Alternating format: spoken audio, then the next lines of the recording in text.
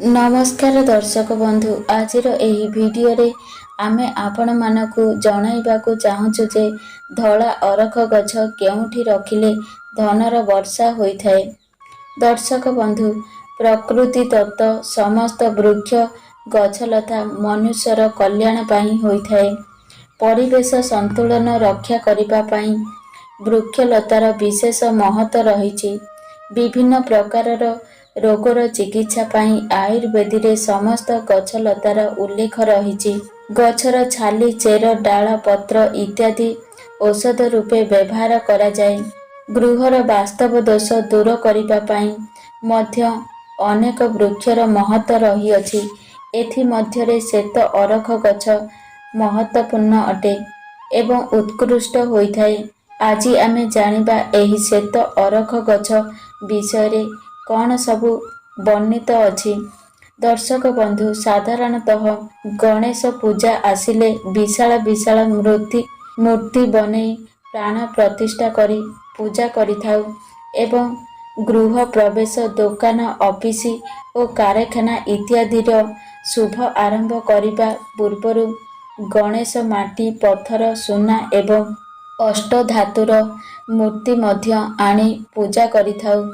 किंतु आपण कौन जानिछंती एमिति एक दिव्य वृक्ष अछि जेउ वृक्षरे साक्षात भगवान गणेश वास करिथांती। एही वृक्षर नाम हेउची श्वेत अरख गछ बा धला अरख गछ। एही अरख गछ प्राय दुई प्रकारर होइथाय। गोटिए हेउची बाइगणी रंगर आउ गोटिए हेउची धला रंगर। एही धला रंगर अरख गछरे भगवान श्री गणेश वास करिथांती। एनु अरख गछ पूजा करिबा अर्थात भगवान श्री गणेश को पूजा करिबा सहित समान होइथाय। एही श्वेत अरख गछर फूल शिव एवं गणेश एवं सूर्य देवंकर मध्य प्रिय होइथाय। दर्शक बंधु शास्त्र मतरे एही श्वेत अरख गछकु माटीरे पोती ताहा मूलरे पानी क्षीर ढाली 11 वर्ष पर्यंत पूजा करा जाए। तेबे एही अरख गछर चेररे ठीक गणेश आकृतिर रूप नेइथाय, जाहाकु कि लोके आनी घरे किंबा मंदिर रे पूजा करिथांती। जेहेतु श्री भगवानकर अस्तित्व एही श्वेत अरख गछरे थाए, तेणु एही गछकु घरर ऑफिस दोकान एवं कारखाना इत्यादि रे लगाई पूजा कले समस्त प्रकारर दुख कष्ट दूर होइथाय। मनुष्य को धन प्राप्ति होइथाय।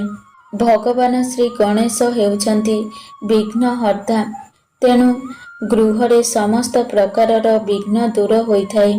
घरर नकारात्मक बा दुष्ट शक्ति को तड़ी देइथाय एवं गृहरे सकारात्मक ऊर्जार संचार हेबा सहित घर को सिद्धि एवं वृद्धि मध्य प्रवेश होइथाय, जाहा फलरे सेही गृहर मनुष्य को समस्त प्रकारर सफलता विद्या दिव्य ज्ञान प्राप्त होइथाय।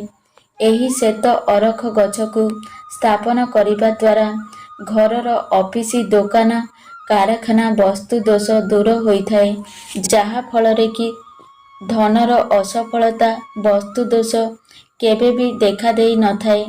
जेउ परिवारर मनुष्य जानवाहन चलाउछंती बा सैनिक विभाग रे थांती सेही परिवारर श्वेत अरख गछ निश्चय पूजा करिबा उचित, कारण एहा द्वारा समस्त दुर्घटना टली जाइथाय एवं विजयी मध्य करिथाय।